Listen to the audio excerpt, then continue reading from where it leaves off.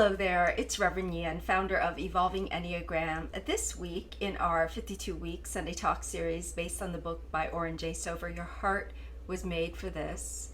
This week we are on the topic of patience. And I have to say that I felt a little bit like meh about approaching this topic. So I decided to make it fun because I know that I don't feel right bringing forward anything that doesn't feel alive for me. And so today's topic, patience, play, and creativity, flowed from this initial sense of meh to yay. So how it got started was I was reviewing Sofer's book on the topic of, or the chapter, patience, and like with all of his chapters, we do 2 weeks worth of one topic, right? So we can go deeper. And so I'm rereading this chapter and I'm feeling a little bit like, this is work. And so I give myself permission to set it down and pick up another book that I was reading for fun. And the book is called The Creative Act, A Way of Being by Rubin. It's quite popular right now, actually. And an Enneagram friend and colleague of mine, Lindsay Fraser, referred it to me. And go figure, I turn on the Audible of this book because that's how I primarily have it. And he literally, he starts on this new chapter entitled Patience. So I'm like, oh my God, I can't escape it. So I thought, this is really a sign from the universe that patience is truly, I don't know if it's your topic, but it's definitely my topic to process for these weeks. So, but here's what he wrote, and I have a few notes from it. And these might not be exact quotes because I literally transcribed from the Audible. When it comes to the creative process, Rubin writes, patience is accepting that the majority of the work we do is out of our control. When it comes to the creative process, patience is accepting that the majority of the work we do is out of our control. And so we heard a lot about that last week in our Contemplative Enneagram groups, this relationship between trying to maintain control over life, over things, and how that resulted in the moments of extreme impatience in our lives. He also writes, impatience is thinking anything that's out of your control is in your way. I offer that for your reflection. And then patience is required for taking in information in the most faithful way possible. I love this. Patience is required for taking in information in the most faithful way possible. You think about that when patiently listening to a friend share. You think about that when taking a walk and really absorbing the gift, the precious gift of this moment of our aliveness, right? Finally, he also says, impatience is an argument with reality. So I offer these for your reflection, perhaps because there were signs in the universe that this was meant to be connected together. So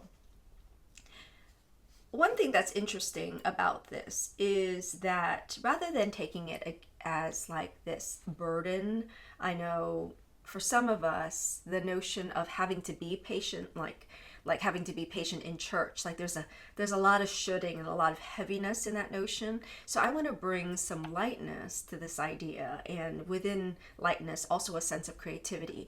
In unity, there's a perspective that we have that we are in a way co-creators. I know that has a sense of duality in it, but just using it as a metaphor to talk about us being co-creators with the divine, co-creators with God in our own lives, our own existence, the sense that life is this canvas, right?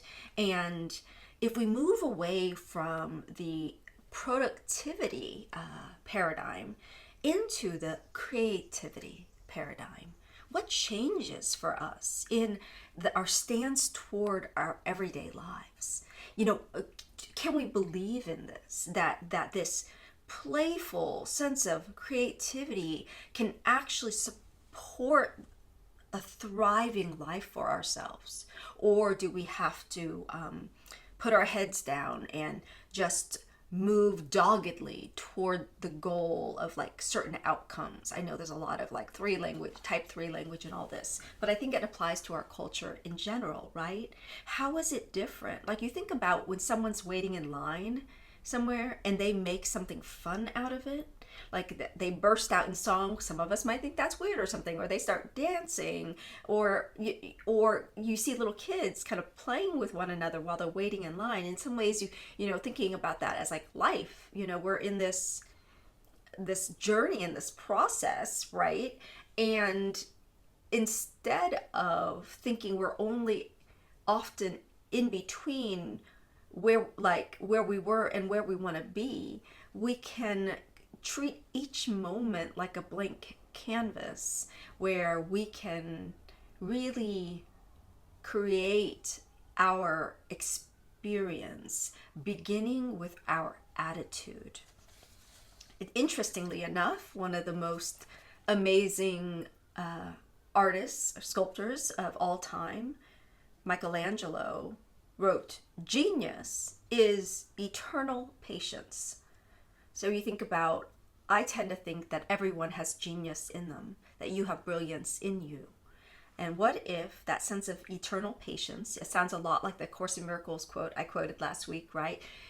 Infinite patience produces immediate results. Well, here's Michelangelo saying genius is eternal patience. So I want to also add that in my Somatic Enneagram training, I want to offer this, that we teach this movement from in the head center, the heart center, and the body center, that moves from the constriction of the persona or the ego into the freedom of our spiritual lives. On the left side, this is my left here, you can think of the Enneagram Type fixation as being on the left side of the head center, right? This notion that we're fixated, and then we move toward the knowing of the holy idea of our type, and this is spiritual freedom. The holy idea has been called by the Enneagram and the narrative tradition the greater knowing of the type. So we move from this constriction in the mind to the spaciousness of this higher knowing. In the heart center, we move from the passion or vice of, also known as the emotional habit of our heart center. And from there, we can open up to the virtue of our authentic beings expressed in our heart center. Well, there happens to be a corollary taught by Marianne Gilbert, my teacher in the Somatic Enneagram process, where she teaches that on the left side, you can see it as in the body center, having this contracted life force, so that we're in this fight or flight or freeze response inside ourselves. I'm not just talking about like in reaction to the world, but like within, like what, our feelings, our being, our bodies, there's constriction within us, right? Well, moving toward freedom, free-flowing life force, the three qualities she describes for that are play, curiosity, and seeking. So that's what I want to invite this week, this sense of play, curiosity, and seeking. Like you might call that adventure as well. There's just openness within that. And so with that, I want to share something, actually a section from my book that's coming out next year, The Enneagram of Soul. And this is Counsel on the Creative Process by Enneagram Type.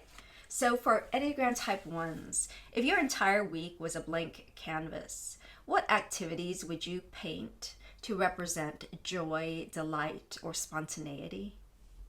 For Enneagram Type 2s, if you created something for yourself alone, remember, 2s can be overly relational and you leave yourself for that. If you created something just for you, right, what would it be?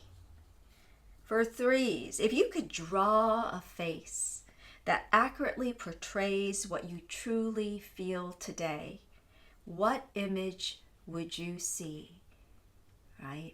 So for a 3 like me, it's thinking about or envisioning, creating something that helps me to actually know, what am I actually really feeling today? Maybe I can't always know that directly, but if I had permission to just draw a character, maybe cut one out from a magazine if you don't draw, right? But what picture represents your true feelings today?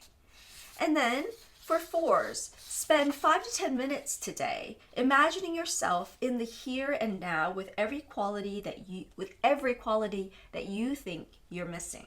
Right? What would it feel like to be this very person who has the qualities already? What if you already are that person? So for 5s, if you wrote an autobiography highlighting your life, how many different activities would you write about?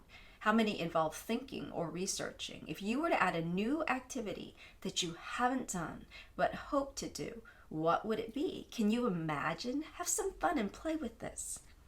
You don't have to be it doesn't have to be rational or reasonable. So for 6s, spend 5 to 10 minutes today or this week visualizing yourself in a world where everything turns out great. What are you doing? Use as many of your senses as possible in this play exercise. 7s, take 5 to 10 minutes this week to consider the landscape of your heart. Look closely. What does it look like? What feelings come up for you as you imagine this scene? 7s are so good with their imagination. But in this case, focus on the landscape of your heart. What colors, what texture? And 8s, if you built a vacation home for your inner child, what would your home include and why? Again, have fun with this. Don't jump in and talk about like what's reasonable or makes sense to make or do. Spend some time just in your imagination. Finally, 9s, if you sang a ballad of your life, who would be the main character? And what would be the key themes of your song?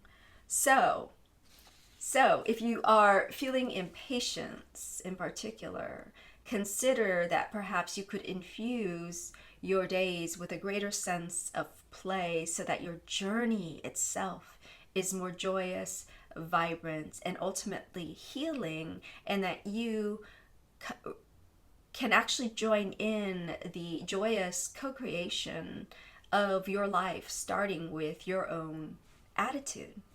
Namaste.